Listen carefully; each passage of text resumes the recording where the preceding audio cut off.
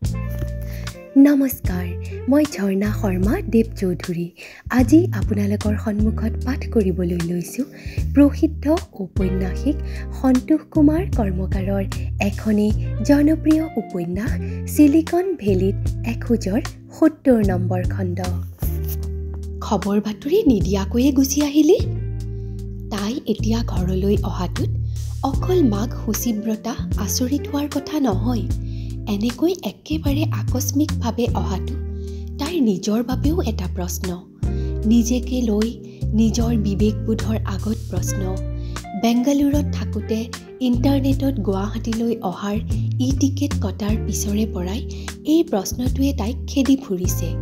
Narayan হৃদয়ালয়াৰ multi speciality হস্পিটেললৈ গৈ অসুস্থ সন্দীপক লগ পোৱাৰ পিছৰে পৰা তাইৰ চেতনাবোধত আকৌ এটা আলোড়নৰ সৃষ্টি হৈছে।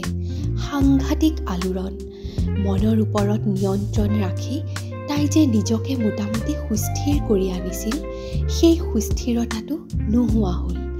তাই আৰু নিজকে তেনেকৈ চলাব নোৱাৰিব যেন অনুভৱ কৰিলে। অকল ভেংকট মহাদেৱনে টেলিফোন কৰি কোৱা নহয়, তাৰ পিছতো তাইৰ এনেকুৱা লাগিবলৈ ধৰিলে যেন সন্দীপে এতিয়াও তাইক কাতৰ সুৰত মানুহ মানুহ বুলি মাতি আছে।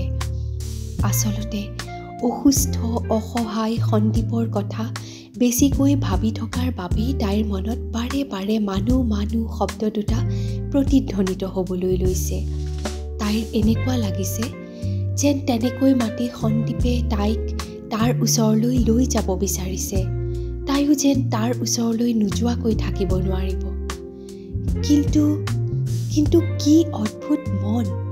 তাইৰ সচেতন বোধটোৱে এই আকৰ্ষণটোক স্বীকাৰ কৰি ল'ব পৰা নাই। তথাপি তাৰ মাজতো আকৰ্ষণটো দুৰ্নিবাৰ হৈ উঠাৰ বাবে তাইৰ অস্থিৰতা বাঢ়িল। এই আকৰ্ষণটোৰ পৰা নিজকে ৰক্ষা কৰিবৰ বাবেই সুস্থ হৈ উঠিবলৈ লোৱা সন্দীপক এৰি থৈ তাই মাক দেউতাকৰ ওচৰলৈ অহাৰ সিদ্ধান্ত ল'লে। আনকালে খবৰ দি ঘৰলৈ আহে। বিমানবন্দৰলৈ অহা, বৰ্ডিং পাছ লৈ ছিকিউৰিটি চেকিং, বিমানৰ বৰ্ডিং লোৱা প্ৰতিটো পৰ্যায়ৰ প্ৰত্যেকটো কথাই মাক বা দেউতাকক ফোন কৰি জনায়। বিমানৰ অৱতৰণৰ সময় অনুসৰি দেউতাকে নিজেই টেক্সিখন লৈ বিমানবন্দৰলৈ যায়। অফিচিয়েল কামত বেছি ব্যস্ত থাকিলে কোনোবা এজন ড্ৰাইভাৰক মাতি মাকৰ সৈতে টেক্সিখন পঠাই দিয়ে। এইবাৰ গুৱাহাটীলৈ অহাৰ বিষয়ে গায়ত্ৰীয়ে একোৱেই জনোৱা নাই। বিমানৰ পৰা নামি প্ৰিপেইড টেক্সি এখন লৈ তাই অকলেই ঘৰলৈ আহিল। গতিকে হঠাৎ কিয় এনেকৈ ঘৰলৈ আহিব লগা হ'ল মাকে সুধিবই। এনেও এইখন সংসাৰত তাইৰ বাবে মাকজনী হ'ল আটাইতকৈ আপোন। তাইৰ জীৱনৰ এনেকুৱা একোৱেই নাই যিটো মাকক কোৱা নাই। কিন্তু এইবাৰ মাকে সোধা প্ৰশ্নটোৰ উত্তৰ দিবলৈ অসুবিধা পালে। তথাপি ক'ব লাগিব, নক'লে শান্তি নাপায়। পিছে কেনেকৈ ক'ব? বিগত 5টা দিনত সন্দীপক লৈ তাইৰ ভাৱনা চেতনাবোৰ আকৌ বেলেগ হৈ পৰিছে। সন্দীপক লৈ তাই মাকে মানিব নোৱাৰা কিবা ভাবিবলৈ লৈছে। তাৰ বাবেই মনত খেলাই থকা কথাবোৰ চেপি তাই ঘূৰাই সুধিলে, ঘৰলৈ আহিবলৈ সদায়ে খবৰ দি আহিব লাগিব নেকি? কি কথা ক'লি? আৱেগ চম্ভালি গায়ত্ৰীয়ে ক'লে, কথাটো হ'ল নিজৰ ঘৰলৈ আহিবলৈ খবৰ দিয়াৰ দৰকাৰ নহয়, যেতিয়াই মন তেতিয়াই আহিব পাৰি। শুচিব্ৰতাৰ মাতৃমন। তেওঁ বুজি পালে জীয়েকজনী এনেই অহা নাই, নিশ্চয় কিবা এটা অঘটন ঘটিল। নিজকে লুকাবৰ বাবে গায়ত্ৰী ব্যস্ত হৈ পৰিল। বাথৰুমত সোমাই গা পা ধুলে, পোছাক সলাই ঘৰুৱা সাজ পিন্ধিলে। আবেলি আহাৰ যতনাই শুচিব্ৰতাই গায়ত্ৰীক ডাইনিং টেবুললৈ মাতিলে। অসুস্থ সন্দীপক লগ কৰাৰ পিছৰে পৰা যোৱা কেইটা দিন তাই ভালকৈ খোৱা বোৱা কৰা নাই। ভালকৈ খোৱা বোৱা কৰা নাই মানে তাইৰ ভোক পিয়াহ নোহোৱা হৈ গৈছিল।